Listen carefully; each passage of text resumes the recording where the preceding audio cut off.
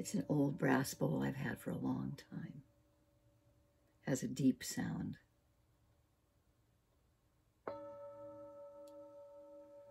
Sound is arriving to the ears.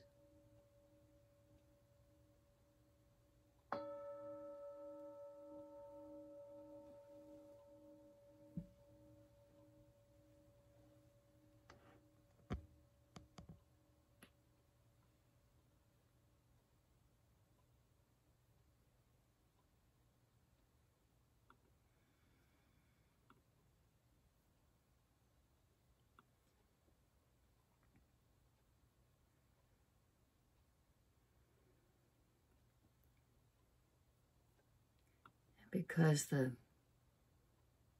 pain of Maui is big in my heart these days.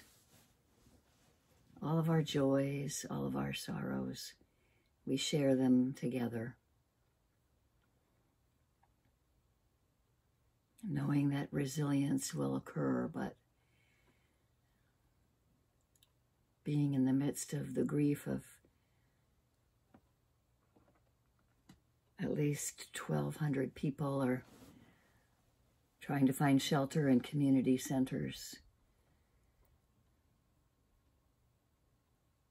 They can't return to their homes that are completely ash.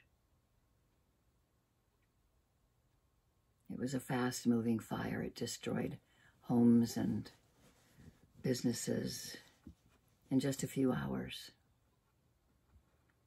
The banyan tree stands. 150-year-old banyan tree stands. But I'd like to share a poem by Adrian Engelbrecht about grief. I showed you one time this sculpture. I'll see if I can find it again. That's called Melancholy. It's a sculpture of a gigantic bronze sculpture of a person sitting on a bench with their head tipped down and a gigantic hole all the way around through their body, and their arms crossed on their knees as they're bending over. This is what grief is: a hole ripped through the very fabric of your being. The hole eventually heals along the jagged edges that remain. It may even shrink in size, but that hole will always be there, a piece of you always missing. For where there is deep grief, there was great love. Don't be ashamed of your grief. Don't judge it. Don't suppress it. Don't rush it. Rather acknowledge it. Lean into it. Listen to it. Feel it. Sit with it. Sit with the pain and remember the love. This is where the healing will begin.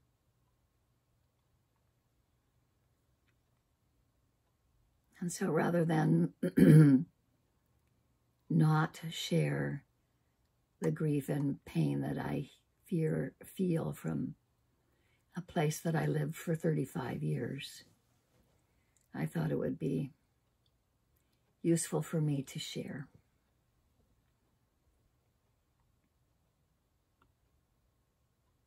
And at the same time, holding kindness in my heart. As we all have our grieving moments, whether it's now or another time, when we stop and when we sit, all kinds of feelings arise as we notice our breath, as we settle into this place of continuity of awareness, bringing our attention to this very moment. Fires, earthquakes, wars, it all rages around us, and it has for centuries and centuries and centuries. And so we pay homage to the Buddha, to the Dhamma, to the Sangha, for our ability to have an understanding that all conditioned things arise and pass away. As we sit together, all of our different ages and ethnicities, our various cultural heritages and religious backgrounds, the socioeconomic groups that are all different, our abilities,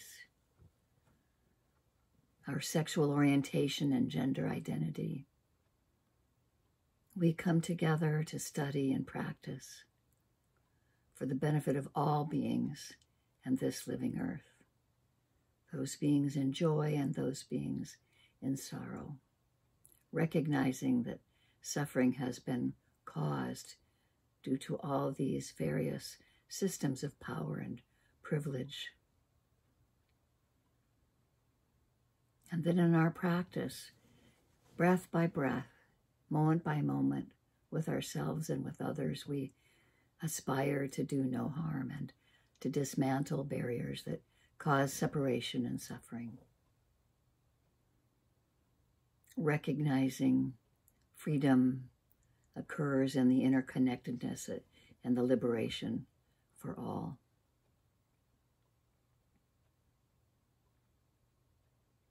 Acknowledging all of those beings, those indigenous beings that lived for generations and generations and generations under our feet. Knowing the indigenous peoples where you are. If you'd like to type it in the chat, go right ahead. Just hold in your hearts here in the Portland area, the Cowlitz, the tribes of the Siletz, the Grand Ronde tribes. Acknowledging and honoring all of the communities, past, present, and future, and being grateful for their ongoing and vibrant presence, whether we are aware of it or not.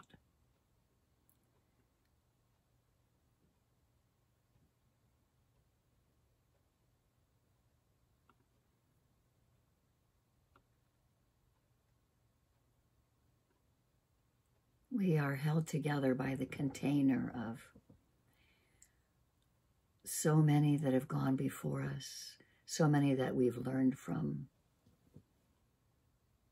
Acknowledging the Buddha, the Sangha, the Dhamma. That in this very life, awakening is possible. In this very breath, we have moment-to-moment awareness.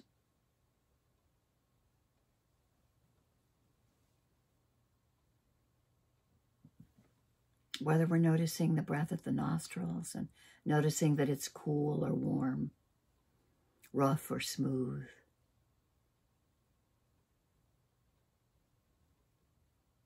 long or short.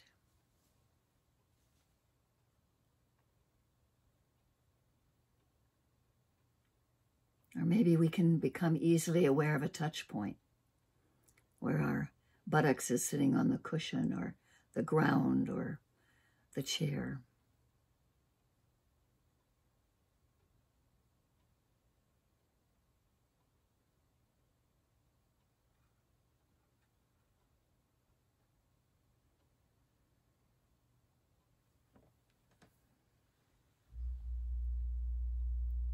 No matter what's going on in our busy mind or our sleepy mind or our grasping heart and mind, various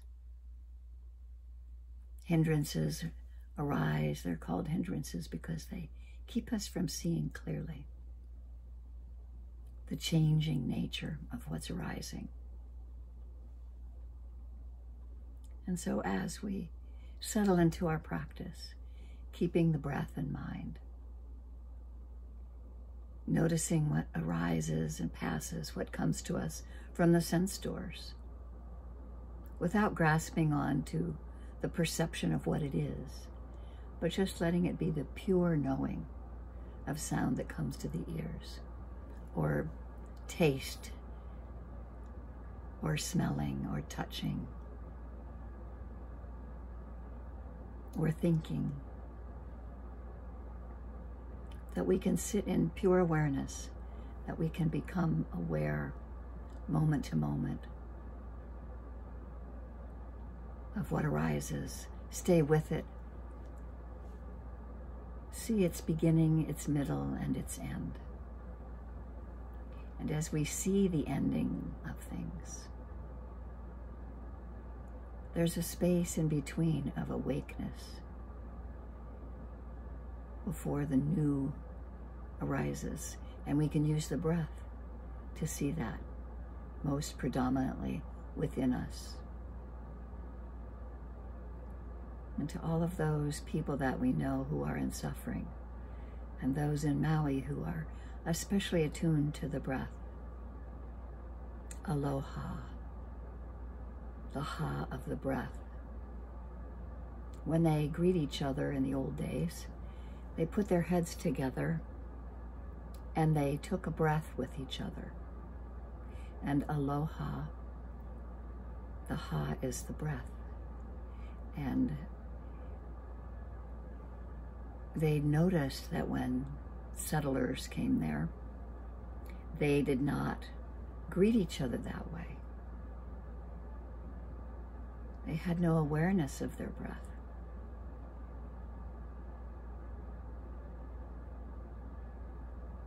We have this great ability to listen to the Dharma, to practice the Dharma directly. And it centers on our breath.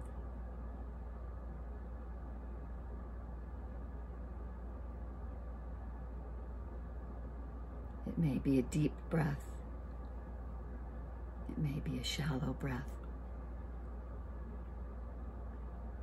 Mindfulness brings awareness to this moment.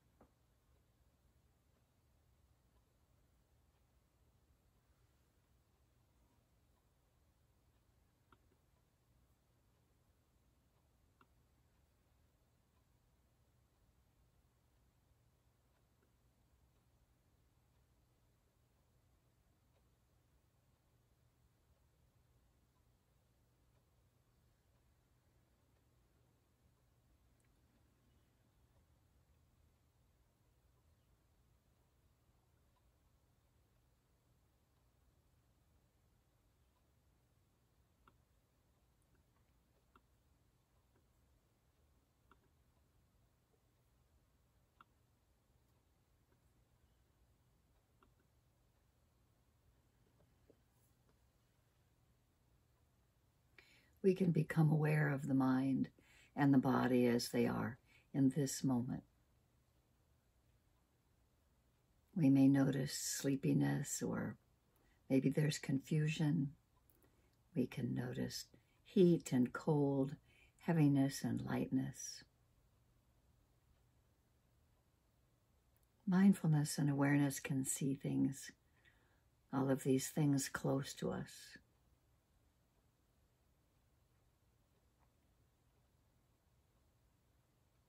It reflects kindness and pleasant feelings. It reflects aversion and anger and unpleasant feelings, all kinds of things. And this quality of knowing, this awareness with mindfulness, is neutral. There isn't a sense of judging or criticizing. If those kinds of things arise, what we can notice really is the reflection of the judging mind or the critical mind. This is a mind with greed, or this is a mind with delusion.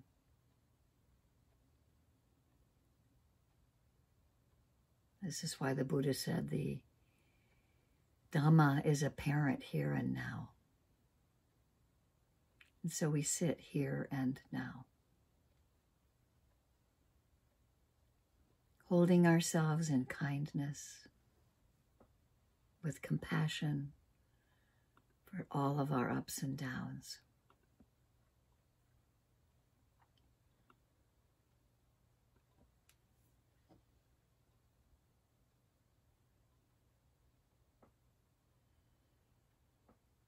Letting gravity hold us in place, noticing our feet on the ground and our buttocks on the chair and where our arms might be touching.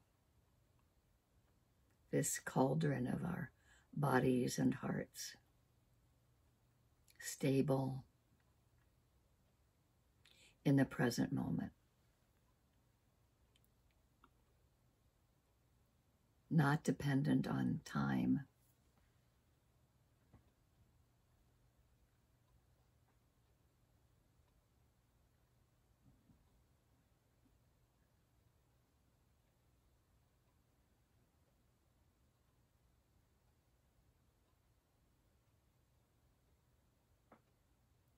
Letting the attention stay with the single object of the breath at the nostrils or the diaphragm, or noticing changing objects that arise and come to each of the sense doors.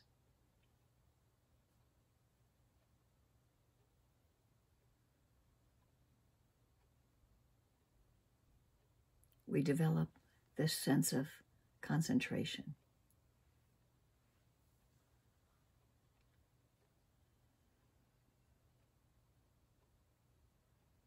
By keeping our awareness, keeping our mindfulness present in whatever's coming to the forefront.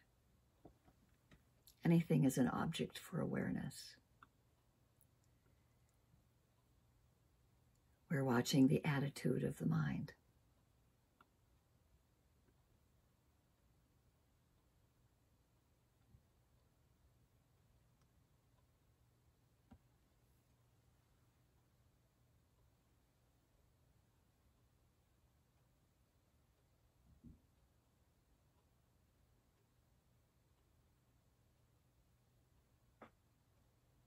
As Sayadaw Utejaniya says, you do not need to know every detail of your experience. Just be aware and know what you are aware of. Practicing in this way, the mind stays fresh.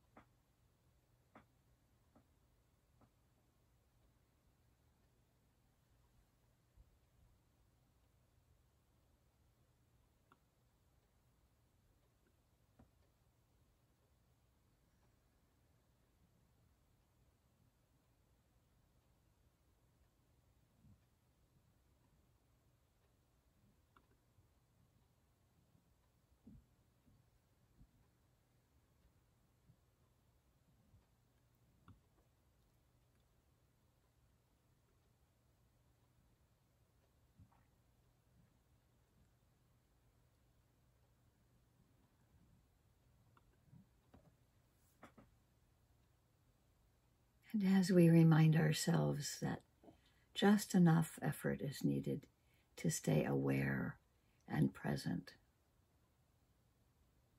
we want to see clearly what is arising into our awareness. And as Sayadaw U Tejaniya said, we don't need to know every detail of our experience. We just need to be aware and know what we're aware of.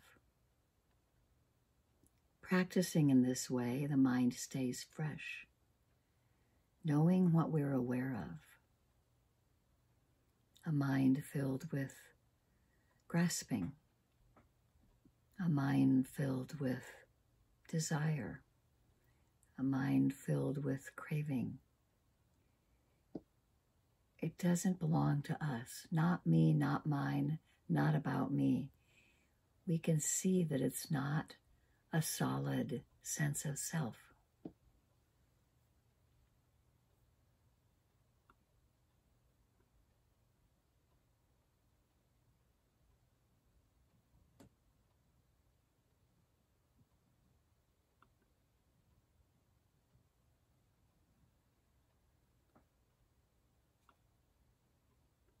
But we have to have just enough effort to be interested in the activity of seeing clearly.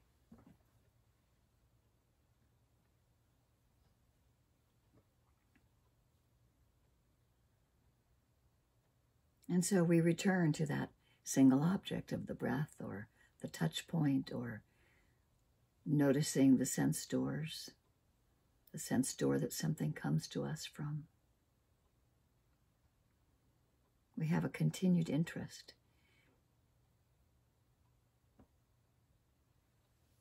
Which we reignite by beginning again when we notice that there's confusion or lack of interest, or we're not quite sure what we're doing. We just begin again.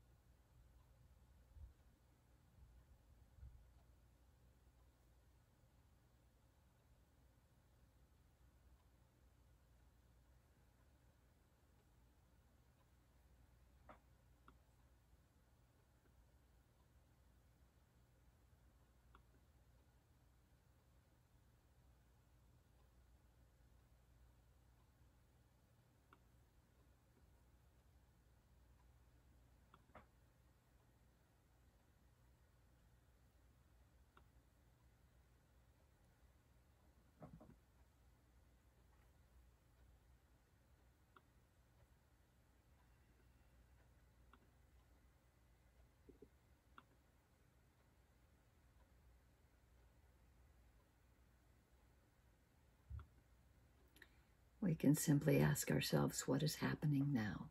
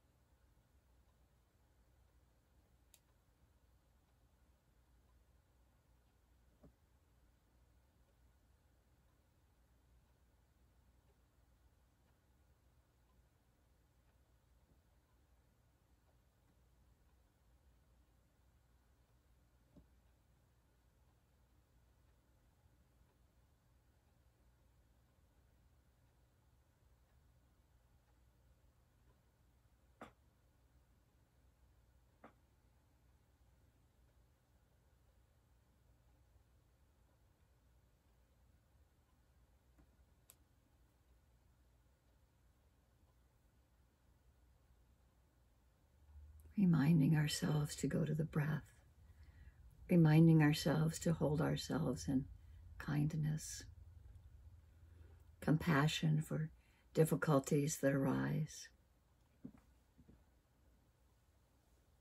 joys, sorrows, various emotional mind states appear and disappear.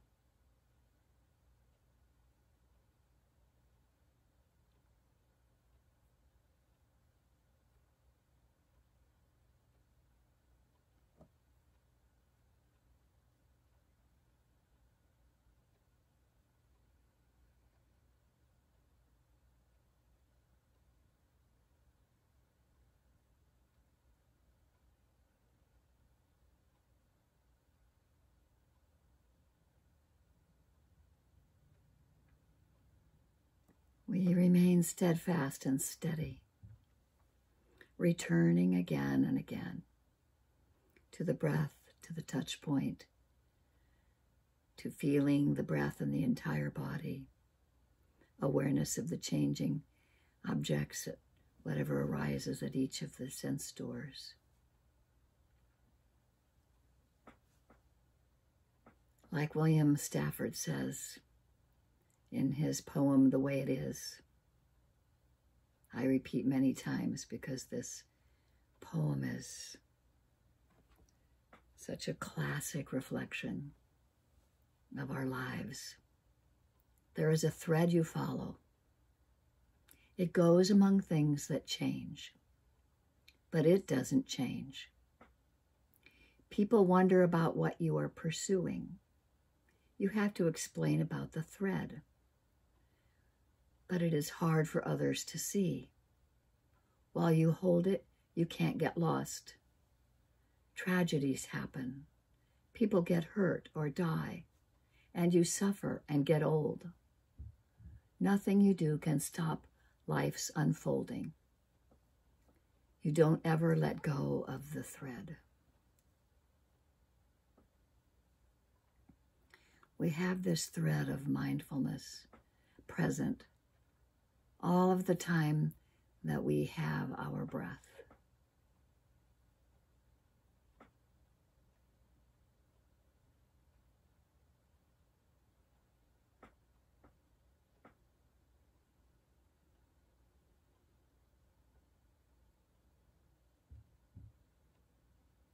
May we hold ourselves in joys and in sorrows with compassion and kindness.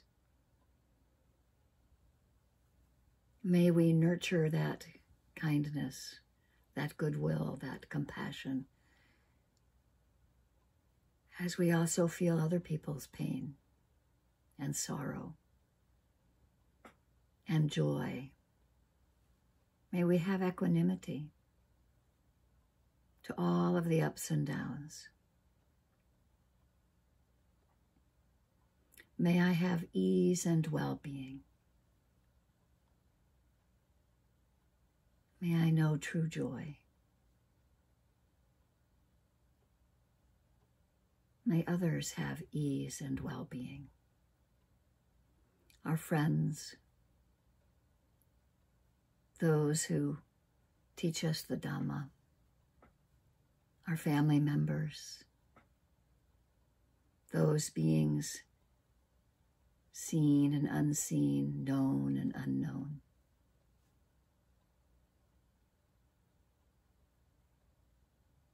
May we hold all in compassion and kindness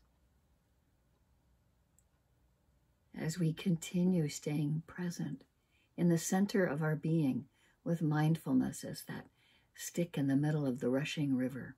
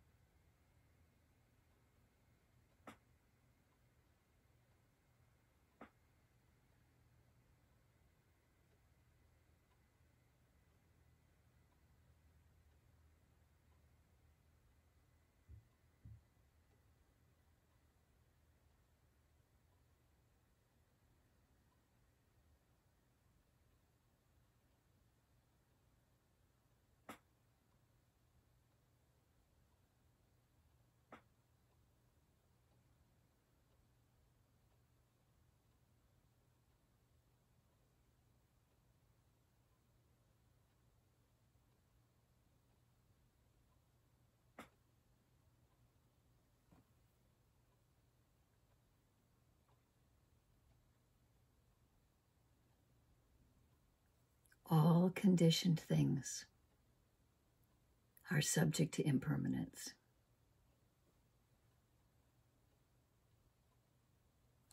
They arise and pass away.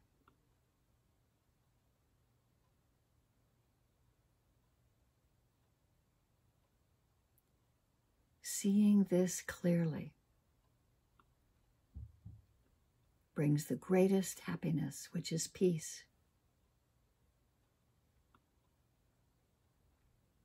That is said so clearly in the Pali chant.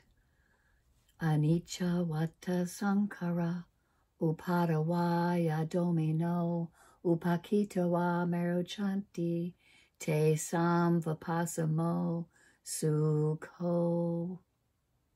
All conditioned things, everything that arises and comes to our senses, it's conditioned, coming together and falling apart. And when we see this clearly with mindfulness, it brings the greatest happiness, which is peace.